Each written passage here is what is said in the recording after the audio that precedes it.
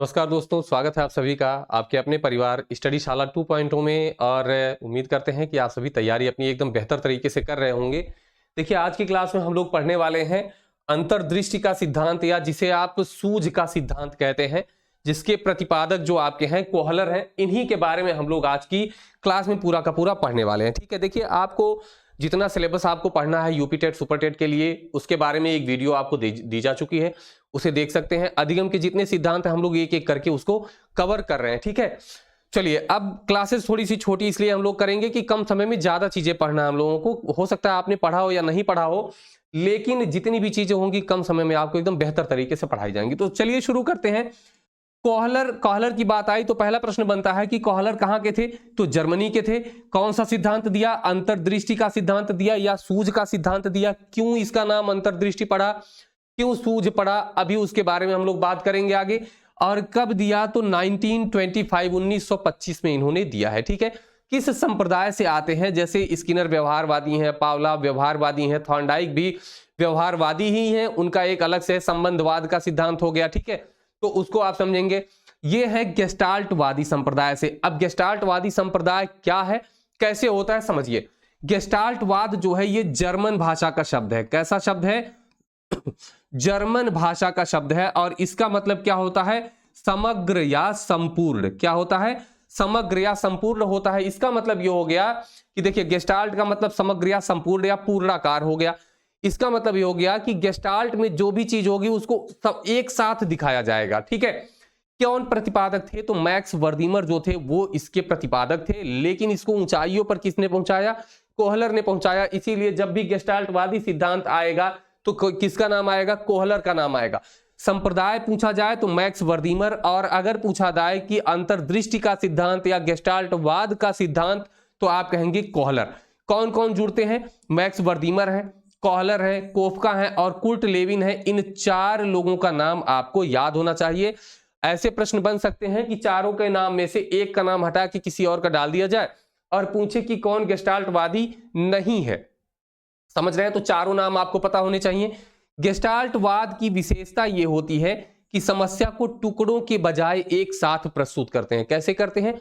टुकड़ों के बजाय एक साथ प्रस्तुत करते हैं। मतलब बालक के सामने पूरी समस्या एक साथ रख दी जाती है। उसके बाद वो बालक खुद से, वहीं पे समस्या भी होगी, वहीं पे हल भी होगा, और बालक उसका हल ढूंढता है।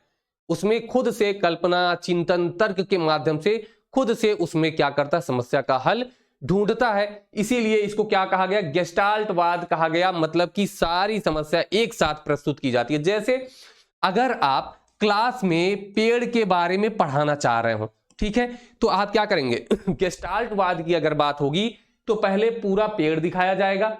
उसके बाद इसके एक एक तना क्या होती है, इसकी पत्तियां क्या होती हैं, इसमें जो शाखाएं निकलती है वो क्या है, इसकी जड़ें क्या है, वो सारी चीजें एक एक करके फिर बताएंगे। लेकिन अगर मैं वैसे बात करूं तो टुकड़ों टुकड़ों में बांट के कि पहले तना पढ़ा दिया, जड़ पढ़ा दिया, फिर तना पढ़ा दिया, पत्तियां पढ़ा दी, फिर बताया कि ये भैया इसको मिला करके क्या बनता है? पेड़ बनता है। तो ये उसका उल्टा हो जाएगा।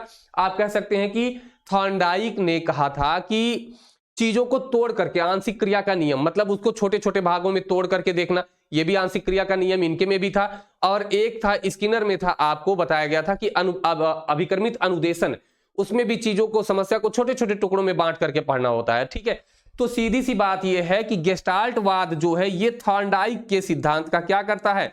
विरोध करता है। तो यह प्रश्न पूछा जा सकता है कि किसके सिद्धांत का विरोध करता है? तो थॉर्नडाइक के सिद्धांत का क्या करता है? सीधा सीधा एकदम विरोध करता है। तो यह भी आप इसमें ध्यान में रखेंगे। ठीक है, चलिए आगे चलते हैं। इसमें आपको देखना है कि सिद्धांतवादियों के अनुसार सीखना क्या होता है। इन्होंने अधिगम को क्या कहा है? तो इन्होंने कहा कि नवीन सूझ का विकास करना या पुरानी सूझ को सुधारना। जैसे पहले से अगर कोई समस्या का हल जानते हैं तो उसको और अच्छा करना, या फिर उसमें सुधार करना, या नई चीजें बनाना, मतलब नई सूझ या नई समस्या का हल खोजना। समझ रहे हैं ना? अब आगे देखते हैं। अभी इसके बारे में हम लोग देखेंगे, जब वनमानुष पर प्रयोग होगा तो वहां पे इन सारी चीजों को एक अच्छे तरीके से समझ सकते हैं आप। देखिए, इस प्रक्रिया के दौरान समग्र रूप से परिस्थिति का प्रत्यक्षीकरण करता है। व्यक्ति जो होता है वो समग्र रूप से, समस्या सामने हो गई पूरी की पूरी, गेस्टाल्ट का मतलब ये समग्र या पूर्णाकार। ठीक है, तो ज्यादा समय ना देते हुए आप बस इतना समझ जाइए। इसीलिए इस अधिगम को क्या कहते हैं? गेस्टाल्ट सिद्धांत या गेस्टाल्ट अधिगम का सिद्धांत भी कहा जाता है। इसमें आपको परिभाषाएं पढ़नी है और जो जरूरी है आपके लिए। कौन सी है? कोहलर ने 2 परिभाषाएं दी हैं। एक इन्होंने सूझ के बारे में कहा है कि ये आकस्मिक ज्ञान है। क्या है? सूझ एक आकस्मिक ज्ञान है। तो ये जहां पे आकस्मिक आ जाए तो वहां आप तुरंत समझ जाइए कि सूझ के बारे में आकस्मिक ज्ञान आया, तो कोहलर ने कह दिया। इन्होंने कहा कि जब एक व्यक्ति किसी विशेष स्थिति को देखकर एक निश्चित ज्ञान प्राप्त करता है, जैसे जब वनमानुष के ऊपर प्रयोग कर रहे थे, ये तो केला रखा था, बॉक्स रख दिया, ऊपर केला टांग दिया, तो विशेष स्थिति हो गई वो, ठीक है।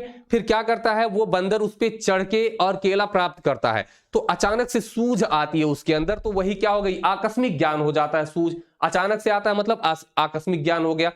दूसरी परिभाषा थी कि कल्पना जितनी अधिक होगी सूझ उतना ही अधिक होगा। देखिए इन्होंने कल्पना को सबसे ज्यादा जो है महत्व दिया है, किसने? कोहलर ने। इन्होंने कहा कि बालक जितनी ज्यादा कल्पनाएं करेगा समस्या को देख करके, सूझ उतनी ही ज्यादा होगी और उतनी ही अचानक मतलब उतनी ही ज्यादा आएगी, उतनी ही जल्दी आएगी।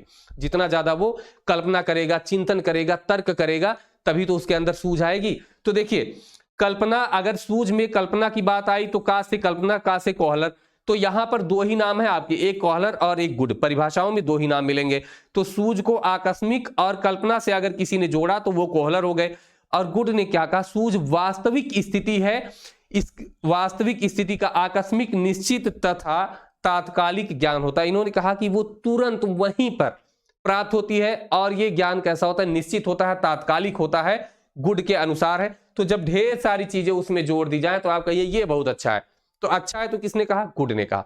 तो ये 3 परिभाषाएं आपको जो है यहां पर ध्यान में रखनी है। आगे देखते हैं।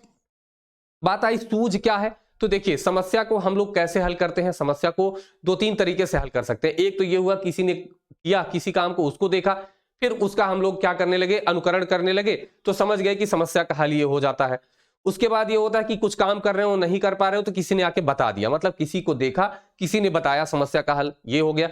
लेकिन एक ऐसी स्थिति होती है कि जब ना कोई हमें बताता है, ना किसी को हमने देखा, लेकिन समस्या सामने आई, अब उसको हल करने का प्रयास करने लगे, सोचने लगे कैसे करें कैसे करें, और वही क्या हो जाता है? अचानक से पता चलता है कि अरे ऐसे होगा।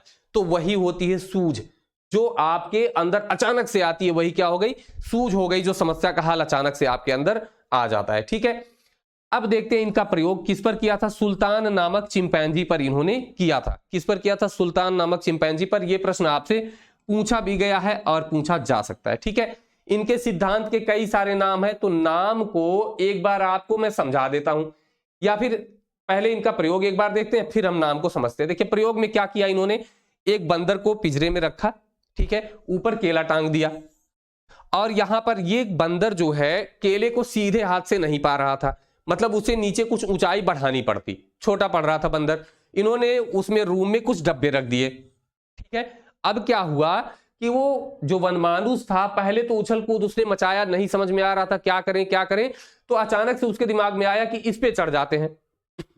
इस पे चढ़ गया और उसको केला मिल गया। अब उसके अंदर सूझ आ गई। अब मान लीजिए केले की ऊंचाई और बढ़ा दी गई, डब्बे की संख्या बढ़ा दी गई, तो बंदर क्या करता है, एक डब्बा फट से रख के उस पे चढ़ जाता है, नहीं मिल रहा है, फिर प्रयास करता है, फिर दूसरा डब्बा रख लेता है। यही तो सूझ हो गई ना, कि अचानक से उसे समस्या का हल मिल गया। समस्या भी वही है, हल भी वही है, बस इसको ढूंढना था कि कैसे हम इसको करें, तो वही सूझ हो गई इसकी। और दूसरी स्थिति भी थी कि एक पिंजरे में रखा, बाहर केला रख दिया, तो केला क्या हो गई, समस्या हो गई। उसका हल क्या हो गई कि उन्होंने वहां पे स्टिक रख दिया, पहले एक स्टिक रख दिया, तो केला हाथ से नहीं मिल रहा था, तो बंदर करते करते करते करते उसके दिमाग में अचानक से आया, उसने डंडी उठाई और केले को खींच लिया, खा लिया।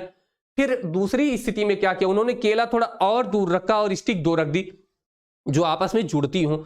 तो क्या हुआ, बंदर एक स्टिक से लेकर प्रयास कर रहा था, उसके समझ में आया होगा कि थोड़ा सा बढ़ जाता, फिर उसने दूसरे को प्रयास करके जोड़ लिया, फिर उसने केला प्राप्त कर लिया। तो ये जो सूझ उसके अंदर आया वो अचानक से आया। जैसे आप कभी करते होंगे, गणित का कोई सवाल अगर आप लगा रहे हो, सवाल नहीं लग रहा है, तो क्या करते हैं, करते करते करते करते एक बार ऐसा होता है ना कि अचानक से उसका हल मिल जाता है, बहुत अच्छी अनुभूति होती है, ऐसा लगता है ना कि क्या ही मिल गया हो। तो वही जो अनुभूति होती है, जो इस वनमानुष को केला पा करके हुई, उसी अनुभूति को, उसी अनुभव को कोहलर ने कहा आहा अनुभव। क्या कहा? आहा अनुभव। आहा का मतलब कितना आनंदित हो जाता है। यह प्रश्न आपसे बन सकता है कि उस अनुभव को इन्होंने क्या कहा, आहा अनुभव, या इसी को कहा प्रकाश की किरण। ठीक है, मतलब समस्या समाधान में जब अचानक से कोई अनुभव होता है या उसका हल मिल जाता है, वही आहा अनुभव इन्होंने कहा। ठीक है, इनके अनुसार जब तक बालक के अंदर सूझ नहीं आई थी वो असहाय था, लेकिन जैसे ही सूझ आ गई वो कैसा हो गया, अधिगम में दक्ष हो गया। मतलब कि अब बालक को अधिगम करना आ गया, मतलब सीख गया बालक। ठीक है, इनके सिद्धांतों के नाम देखते हैं। अंतर्दृष्टि का सिद्धांत पहला नाम इनका आता है, अंतर्दृष्टि का सिद्धांत। क्यों अंतर्दृष्टि का सिद्धांत कहते हैं? क्योंकि जो समस्या का हल था वो उसके अंदर से आया, है ना। जो अंतर्दृष्टि होती है उससे उसने समस्या का हल खोज लिया, तो अंतर्दृष्टि का सिद्धांत हो गया। सूझ का सिद्धांत कैसे हुआ कि उसको हल जो है क्या हुआ, उसके सूझ के माध्यम से खुद चिंतन तर्क किया और मिल गया हल उसका। अब इसको गांव की भाषा में समझिए। जैसे अगर किसी को कोई चीज नहीं दिख रही है ना, तो क्या कहते हैं, अरे सूझ नहीं रहा है तुमको, है ना। लेकिन अगर कोई चीज दिख जाए तो सूझ गया। तो वही चीज है, समस्या भी वही है, हल भी वही है। नहीं दिख रहा था और दिख गया, मतलब सूझ गया। तो गांव की भाषा में आप समझ सकते हैं कि समस्या भी वही है और सूझ गया मतलब दिखाई दे गया हल, बस सूझ का सिद्धांत हो गया। गेस्टाल्ट का मतलब समग्र, मतलब पूरी समस्या रख दी गई भैया, उसके बाद हल ढूंढना था, तो गेस्टाल्ट का सिद्धांत हो गया। पूर्णाकार भी उसी को कहते हैं और समग्र भी उसी को कहते हैं। इनकी दो किताबें हैं, कौन कौन सी है? मेंटालिटी ऑफ एप्स, पहली किताब इनकी है मेंटालिटी ऑफ एप्स और दूसरी है गेस्टाल्ट साइकोलॉजी। ठीक है, दो किताबों के नाम आपको याद करने हैं। क्या करने हैं? दो किताबों के नाम आपको याद कर लेना है, गेस्टाल्ट साइकोलॉजी और मेंटालिटी ऑफ एप्स। देखिए इन्होंने एप्स पर प्रयोग किए तो मेंटालिटी ऑफ एप्स दे दिया, इसी में इन्होंने इस सिद्धांत के बारे में दिया, अंतर्दृष्टि के सिद्धांत के बारे में। दोनों में चर्चाएं की हैं, लेकिन पहले ये बुक में की है, फिर उसके बाद इसमें गेस्टाल्ट साइकोलॉजी में की गई है। ठीक है, तो यहां पर मायने ये रखता है कि आपको ये किताब के नाम पता होने चाहिए। मैं वैसे भी पिछले 2-3 क्लासों में जिनके भी सिद्धांत पढ़ा है हम लोगों ने, उनके जो है किताबों के नाम हम लोगों ने पढ़ लिया है। तो आप उन क्लासेस को जाके देखिए, शॉर्ट नोट बनाइए और किताबों के नाम आपको याद होने चाहिए। ठीक है, चलिए अब नेक्स्ट हम लोग चलते हैं कक्षा में क्या प्रयोग है इसका। तो सबसे पहले तो यह है, अगर समस्या सामने रखी गई है, बालक उसका हल ढूंढ रहा है, तो उसमें कौन केंद्र में आया? तो बालक केंद्र में आया। आप कहेंगे कि बालक तो उसमें बिल्कुल केंद्र में है। ठीक है, तो बाल केंद्रित शिक्षा को सबसे ज्यादा सपोर्ट ये कर रहा है। उसके बाद अगर हम बात करें कि बालक अगर खुद से समस्या का हल निकाल रहा है तो किस रूप में हो जाएगा? खोजी के रूप में हो जाएगा। बालक चिंतन ज्यादा करेगा, तर्क ज्यादा करेगा, सोचने समझने की क्षमता उसकी बढ़ जाएगी। ठीक है, बौद्धिक विकास ज्यादा होगा। अब एक चीज इसमें है कि उच्च स्तरीय कक्षाओं में इसका प्रयोग ज्यादा होता है। कैसे? क्योंकि उच्च स्तर के जो बालक होते हैं उनके सोचने की क्षमता थोड़ी विकसित हो चुकी होती है, तो उनके अंदर कल्पनाएं ज्यादा आती हैं और वो थोड़ा जल्दी जो है समस्या का हल निकाल लेते हैं। विचार विमर्श, जितनी ज्यादा चिंतन, जितने ज्यादा कल्पनाएं, जितना ज्यादा तर्क, उतने ज्यादा विचार आएंगे और उतने ही ज्यादा विचार विमर्श होंगे। सृजनात्मकता बिल्कुल होगी। सृजनात्मकता, बंदर ने छड़ी को जोड़ लिया, बॉक्स रख लिया, वो कैसे किया? सृजनात्मकता से ही तो किया। नवीन चीजों को करना, ठीक है, किसी काम को नए तरीके से करना या कुछ नई चीजें करना, वही तो सृजनात्मकता हो गई। चिंतन ज्यादा करेगा, जितना ज्यादा सोचेगा उतना ज्यादा समस्या का हल निकलेगा। और रचनात्मकता उसमें क्या होती है? बालकों में इस सिद्धांत से बढ़ जाती है। इसमें ज्यादातर जो है गणित, और किस विषय में? गणित, और जो है इसमें विज्ञान विषय के शिक्षण में ये सबसे ज्यादा प्रभावशाली जो है सिद्धांत होता है। ठीक है, तो ये रहा आपका पूरा सिद्धांत। अब हम प्रीवियस ईयर क्वेश्चन पेपर्स को एक बार देख लेते हैं, जो भी इसमें आए हुए प्रश्न है। ठीक है, चलिए एक एक करके देखते हैं। सूझ अंतर्दृष्टि के सिद्धांत का प्रतिपादन किसने किया था? तो अब इसमें कुछ कहना ही नहीं था। इसमें आपको नाम क्या मिल सकता है? एक तो आपको मिल सकता है कोहलर। अब आप देखेंगे कि कोहलर ढूंढ रहे हैं, कोहलर मिल नहीं रहा है, तो आप क्या कहेंगे कि कोहलर ही नहीं, वो पूरे गेस्टाल्ट वादियों का ये था। तो कौन हो गए? गेस्टाल्ट वादी मनोवैज्ञानिक इसका आपका राइट आंसर हो जाएगा। बाकी को आप जान रहे हैं, थॉर्नडाइक का जो है ट्रायल एंड एरर हो जाएगा। प्रयास एवं त्रुटि का सिद्धांत, स्किनर का क्या हो जाएगा? क्रिया प्रसूत अधिगम का सिद्धांत। सीखने के अंतर्दृष्टि सिद्धांत को किसने बढ़ावा दिया? तो फिर वही बात हो गई, अंतर्दृष्टि मतलब गेस्टाल्ट, तो गेस्टाल्ट मतलब पूर्णाकार गेस्टाल्टवादी सिद्धांत। ठीक है, नेक्स्ट है, निम्न में से कौन सा अंतर्दृष्टि द्वारा सीखने की व्याख्या करता है? तो अंतर्दृष्टि के द्वारा सीखने की व्याख्या कौन करता है?